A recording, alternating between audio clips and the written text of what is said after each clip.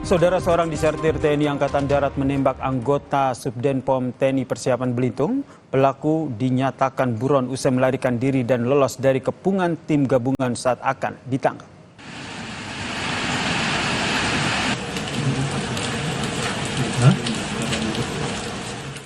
Disertir TNI Angkatan Darat diduga melarikan diri lewat gorong-gorong yang berada di rumah persembunyian yang berada di kawasan Tanjung Pandan, Kepulauan Bangka Belitung, saudara. Proses pengejaran dan penyisiran masih terus dilakukan di seluruh wilayah Kepulauan Bangka Belitung. Sementara itu, korban penembakan yang merupakan anggota Subdenpom Persiapan Belitung masih menjalani perawatan.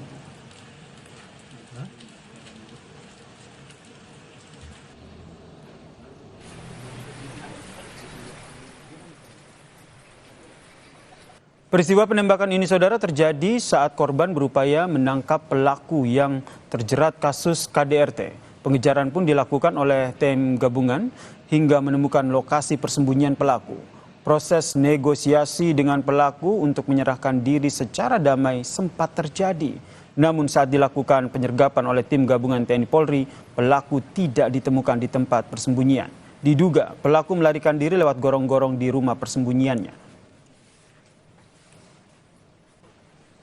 Penembakan yang dilakukan oleh seorang disertir, korbannya adalah Serma Henry mengalami luka tembak hari Minggu 12 Januari 2025. Kemudian kemarin ada informasi di Tanjung Pandan tersangka ada di rumah seorang penduduk.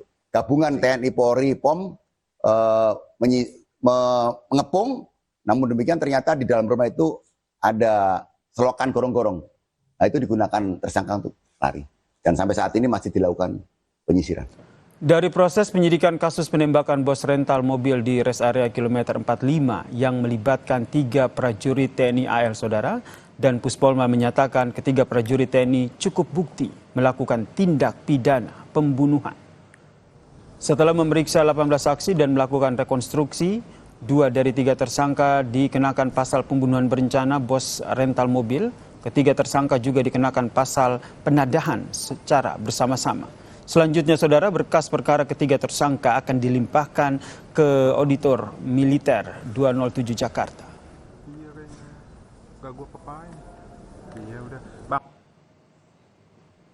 Dari hasil pemeriksaan saksi tersangka dan dikuatkan dengan barang bukti, maka para tersangka ini cukup bukti.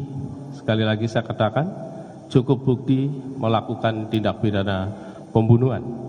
Dengan diserahkannya berkas perkara pidana ini kepada Auditor Militer 207 Jakarta, ini menunjukkan bahwa apa yang kami sampaikan dari awal pada saat dulu, TNI Angkatan Laut berkomitmen terhadap penegakan hukum yang transparan dan akuntabel demi penegakan hukum yang adil. Itu untuk tersangka inisial B, ya. Tersangka 2 inisial A itu disangkakan dengan pasal primer 340 KUHP Junto 55, ya. Terus subsidiarnya 338 KUHP Junto 55. Dan itu berarti ketiga-tiganya itu disangkakan juga dengan pasal 480 penadahan secara bersama-sama. Penyerahan berkas perkara penembakan anak bos rental oleh anggota TNI dihadiri juga oleh anak korban, saudara. Di hadapan Komandan Puspom Angkatan Laut, keluarga meminta kasus ini harus diusut secara tuntas dan transparan. Keluarga berharap proses hukum memberikan rasa keadilan. Saya ingin mengucapkan terima kasih banyak kepada Puspom-Al, terutama dari Bapak dan Puspom-Al sudah berkomitmen untuk transparan dan akuntabel menangani kasus penembakan ayah saya. Dan kami juga kita bareng-bareng untuk mengawali sampai tuntas kasus ayah saya dan agar menciptakan rasa keadilan bagi kami selaku pihak korban. Jumat malam, saudara, Puspom TNI AL menggelar rekonstruksi penembakan bos rental mobil di kilometer 45 Tol Tangerang Merak. Reka adegan mulai dari penodongan senjata di jalan, penodongan di depan minimarket, dan dilanjutkan dengan reka adegan penembakan di depan minimarket. Rekonstruksi dihadiri oleh ketiga tersangka dan kedua anak korban bos rental mobil.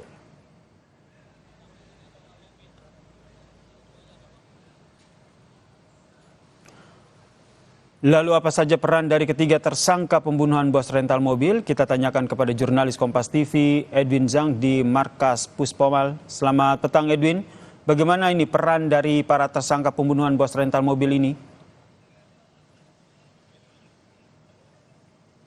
Selamat petang ya dan juga saudara, jika kita bertanya soal peran apa yang memang dilakukan oleh para tersangka, nah total jika hingga hari ini tadi berdasarkan penyerahan simbolis dari Puspomal kepada Auditor Militer 207 Jakarta. Nah di sini memang totalnya ada 3 tersangka yang tadi diserahkan, tapi di total memang dari penangkapan yang sebelumnya sudah dilakukan ada 4 tersangka.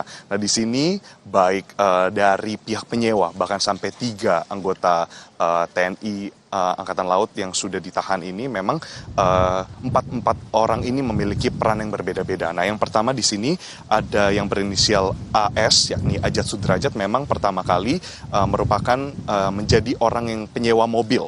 Yang dimana ini adalah awal permulaannya. Nah di saat di akhir tahun itu pada tanggal di akhir Desember, maksud kami di sini AS itu melakukan penyewaan mobil.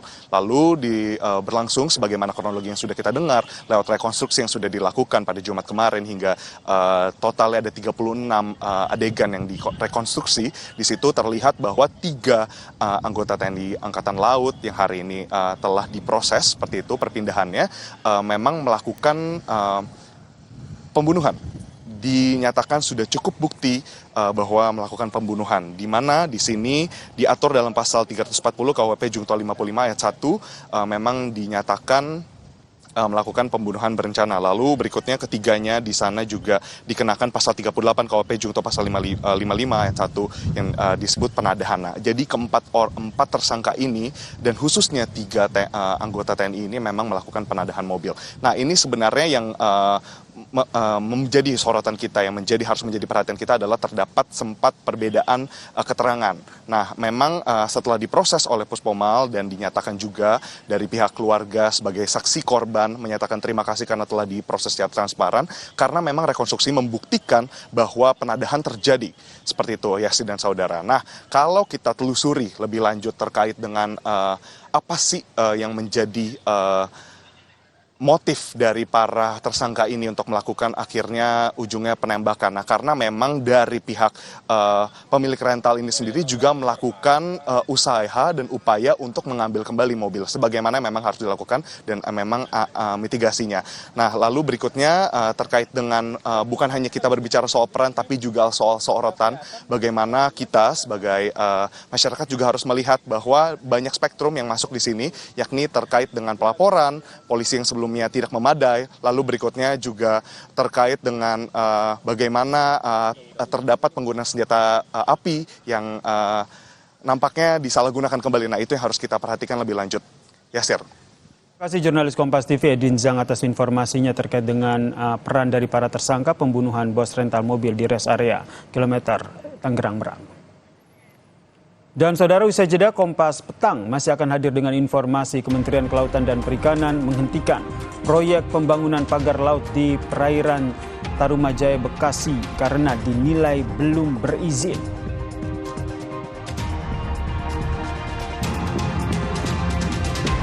Komisi Pemberantasan Korupsi memeriksa mantan Ketua Komisi Pemilihan Umum Arief Budiman sebagai saksi atas kasus dugaan suap dan perintangan penyidikan yang melibatkan Sekjen PDIP Hasto Kristianto.